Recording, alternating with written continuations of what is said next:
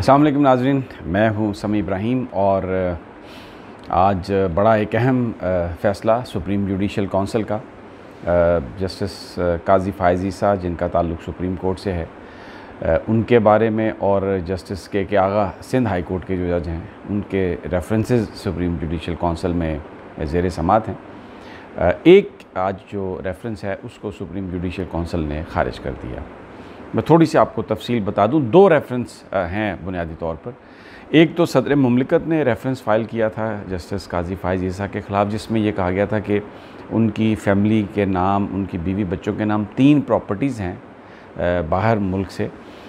वो प्रॉपर्टीज़ जो ख़रीदी गई,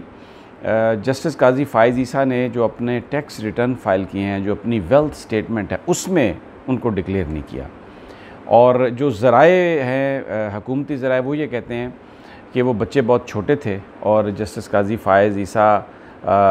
के डिपेंडेंट थे, जबकि जस्टिस काजी फ़ाइज़ ईसा ने जो रिप्लाई दिया या अपने दोस्तों के साथ जो शेयर किया, उसमें उनका ये कहना है कि वो बच्चे इंडिपेंडेंट थे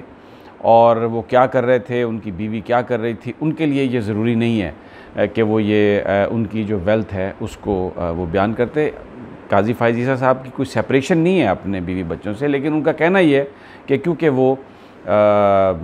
इंडिपेंडेंट है, इसलिए पाकिस्तान के कानून के मुताबिक ज़रूरी नहीं है उन पर कि वो उनको डिक्लेयर करते। लेकिन बड़ा सवाल है ये, क्योंकि प्रॉपर्टी जो है वो ख़ासी महंगी बनती है, $1 मिलियन से ऊपर की बनती है। और इसमें भी कोई शक नहीं कि जस्टिस काजी फ़ाइज़ ईसा साहब की जो लॉ फर्म है उसने सबसे ज़्यादा टैक्स भी दिया है बड़ा। लेकिन बहरहाल ये एक रेफरेंस सदर मुमलिकत ने दिया था। उसके बाद ये हुआ कि जस्टिस काजी फ़ाइज़ ईसा साहब ने ख़त लिखे सदर मुमलिकत को 3, जिसमें उन्होंने ये कहा कि मुझे कॉपी मिलनी चाहिए, मुझे ये पता चला है कि मेरे ख़िलाफ़ रेफरेंस है, मुझे उसके मुंदरजात का नहीं पता, मुझे ये नहीं पता मेरे ऊपर क्या इल्ज़ामात हैं और मेरे ख़िलाफ़ एक कैंपेन चलाई जा रही है, तो मुझे वो दिए जाएँ, उसकी वो कॉपी दी जाए। फिर एक और लेटर लिखा सदर मुमलिकत को जनाब काजी फ़ाइज़ ईसा साहब ने, जिसमें उन्होंने कहा, उन पर सवाल किया कि आपने मेरे बच्चों के बारे में, मेरी वाइफ के बारे में सवाल कर लिया, लेकिन वज़ीर-ए-आज़म साहब की जो बीवियां हैं उनसे तो कभी किसी ने नहीं कहा कि वो अपनी वेल्थ स्टेटमेंट दें, उनकी भी वेल्थ स्टेटमेंट नहीं है, तो आपने क्या प्राइम मिनिस्टर से पूछा? ये 3 जो लेटर उन्होंने लिखे। इस पर एक और रेफरेंस फ़ाइल किया गया जो एक वकील साहब ने फ़ाइल किया, और उसमें उन्होंने ये मुद्दा उठाया कि ये सुप्रीम कोर्ट के जज का मनसब नहीं है, ये मिसकंडक्ट है ऑन द पार्ट ऑफ जज ऑफ सुप्रीम कोर्ट कि वो प्रेसिडेंट को ख़त लिख रहे हैं, प्राइम मिनिस्टर के हवाले से ख़त लिख रहे हैं। और एक ख़त में जो उन्होंने जो जस्टिस काजी फ़ाइज़ ईसा हैं उन्होंने चीफ़ जस्टिस ऑफ पाकिस्तान जो कि सुप्रीम जुडिशल काउंसिल के सरबराह भी हैं, उनसे अपनी मीटिंग का भी हवाला दिया। उन्होंने ये अपने रिप्लाई में ये कहा कि मैंने ये जो ख़त लिखा, अपना जो उनका जो रिप्लाई था सुप्रीम जुडिशल काउंसिल को, जो दूसरा रेफरेंस था जो वकील साहब ने फ़ाइल किया कि इन्होंने क्यों ख़त लिखे सदर मुमलिकत को, अपने रिप्लाई में उन्होंने ये कहा कि मैं चीफ़ जस्टिस ऑफ पाकिस्तान के पास गया था, चेंबर में गया था, और मैंने उनसे पूछा कि मेरे ख़िलाफ़ रेफरेंस है और मैं सदर मुमलिकत को लिखना चाहता हूँ, उनसे मैं चाहता हूँ कि मुझे कॉपी दी जाए। चीफ़ जस्टिस साहब ने कहा कि मैं नहीं दे सकता कॉपी। उन्होंने कहा मैं सदर पाकिस्तान को फिर लिखना चाहता हूँ, मुझे आप बताइए कि मैं लिखूँ। तो चीफ़ जस्टिस साहब ने कहा कि मैं इसके बारे में कुछ नहीं बता सकता। फिर जज साहब ने ये कहा, काजी फ़ाइज़ ईसा साहब ने, कि मैंने चीफ़ जस्टिस आसिफ सईद खान खोसा साहब से ये पूछा कि क्या मैं थ्रू रजिस्ट्रार ये लिखूँ, आपकी परमिशन मुझे चाहिए। तो उन्होंने कहा कि I have never written such a letter, तो मुझे इसका इसका कुछ पता नहीं, और ये आपकी अपनी मर्ज़ी है जो भी आप करना चाहें। आज इस पर आज चौथा इजलास था सुप्रीम जुडिशल काउंसिल का इस मसले पर। तो उसमें आज ये जो रेफरेंस है जो उनके ख़िलाफ़ फ़ाइल किया गया था कि उन्होंने सदर मुमलिकत को जो ख़तूत लिखे वो एक मिसकंडक्ट है, क्योंकि इल्ज़ाम ये था कि उन्होंने ये ख़तूत लिखने के बाद इसके जो मंदरजात हैं, इसका जो कंटेंट है, वो अपने हामी मीडिया को बताया, उन्होंने इसको अखबारात में छापा, टीवी पे चलाया, और ये मिसकंडक्ट है। आज 10 सफ़े का सुप्रीम जुडिशल काउंसिल ने अपना जवाब लिखा है, जिसमें बड़ी तफसील से उन्होंने 3-4 बातें कही हैं। एक तो उन्होंने ख़ारिज इसलिए किया कि इस रेफरेंस को, कि उन्होंने कहा कि जो वकील साहब हैं जो इस रेफरेंस के जिन्होंने ये फ़ाइल किया, उनसे हमने पूछा कि क्या आप हमें रिकॉर्ड पर कोई बता सकते हैं कि जज साहब ने मीडिया को ये लीक किया हो। तो जिस पर जो वकील साहब जिन्होंने ये रेफरेंस फ़ाइल किया था, उन्होंने कहा कि जी मेरे पास ये कोई सबूत नहीं है,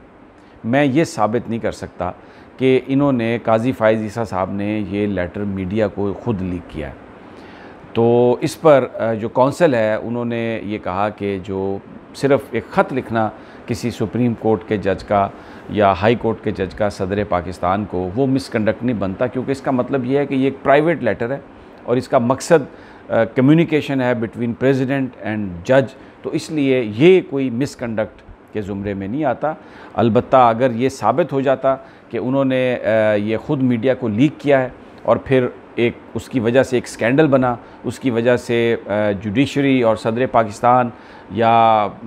कुछ और जो शख्सियात हैं उनके ख़िलाफ़ कोई स्कैंडल बना है, तो फिर कौंसल इसको देख सकती थी। अब लेकिन 3-4 बातें जो इसमें और आई हैं। काजी फ़ाइज़ ईसा साहब ने जो अपनी गुफ्तगू बयान की थी, आज उस गुफ्तगू का वो हिस्सा जो काजी फ़ाइज़ ईसा साहब ने बयान नहीं किया था, वो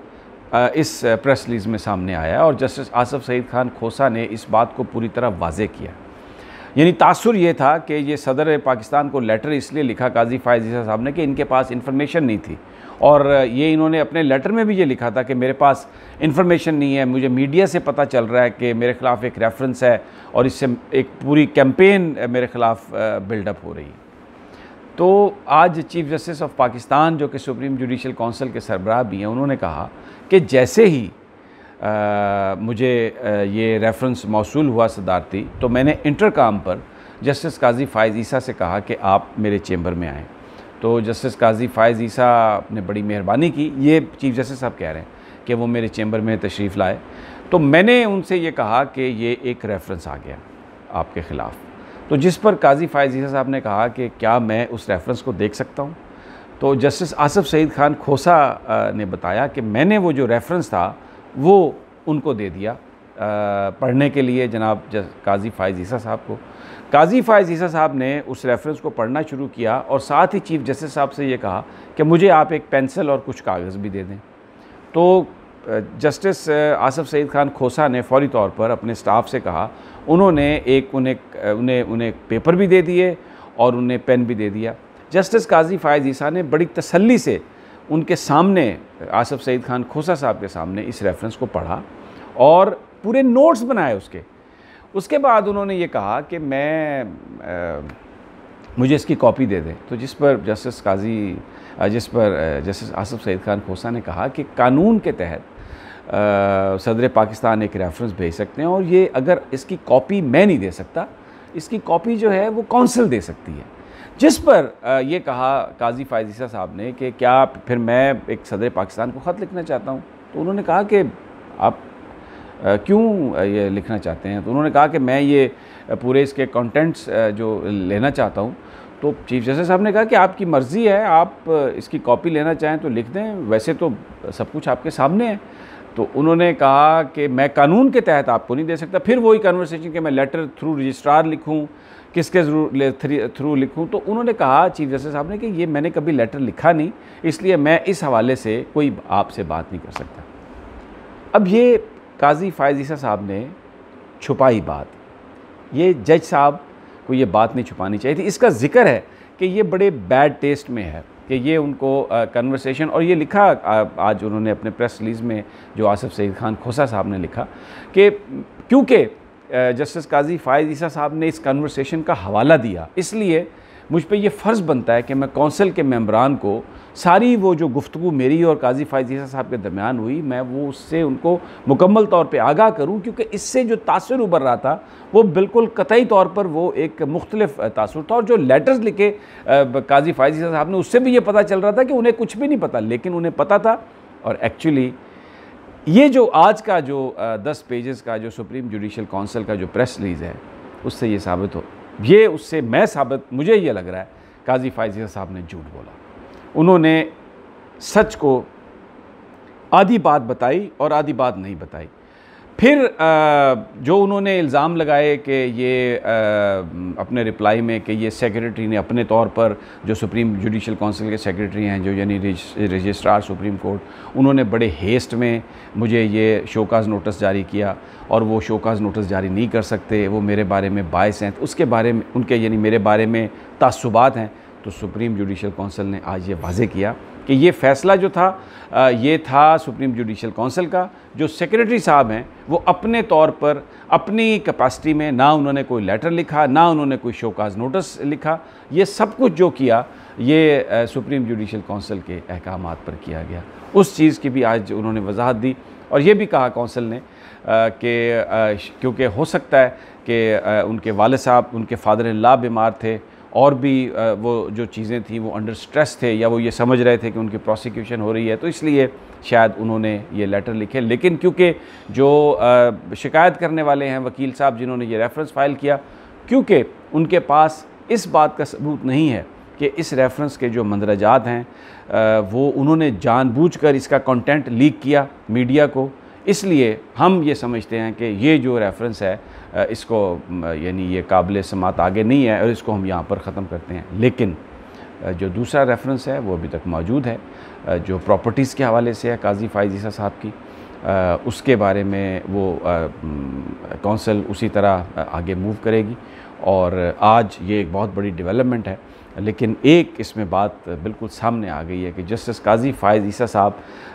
का ये कहना कि इसको क्योंकि वो सुप्रीम कोर्ट में भी चले गए हैं, कुछ वकील भी चले गए हैं और वो ये कह रहे हैं कि जनाब ये इस तरीके से माजी का हवाला दे के कह रहे हैं कि कौंसिल ने तब ऐसे किया था और अब मेरी दफ़ा वो उस प्रोसीजर को अडॉप्ट नहीं किया जा रहा। तो ये कहना है कौंसिल का कि कौंसिल बाइख्तियार है, उसकी मर्ज़ी, वो जो मर्ज़ी प्रोसीजर अडॉप्ट करे, लेकिन प्रोसीजर वही अडॉप्ट किया जाएगा जिसकी कानून और आइन में इजाज़त है। तो वो जो इफ्तिखार चौधरी साहब वाला रेफरेंस दे के इसको पोलिटिसाइज़ करने की कोशिश कर रहे हैं जनाब काजी फायज़ ईसा साहब या उनके साथी वकला, वो जो मौक़िफ़ है वो हमें नज़र आ रहा है कि वो सुप्रीम जुडिशल काउंसिल ने रद्द कर दिया और यही जज हैं जो सुप्रीम कोर्ट में भी होंगे। तो बज़ाहिर ऐसा लग रहा है कि वो जो प्रॉपर्टीज़ वाला मामला है उसमें काजी फायज़ ईसा साहब को बड़ा एक संजीदा जवाब देना होगा। बहरहाल सब जुडिस है मामला, हम इसमें कुछ नहीं कहते। अदालत का जो फ़ैसला होगा सुप्रीम कोर्ट का, सुप्रीम जुडिशल काउंसिल का, वो सारी कौम के सामने आ जाएगा।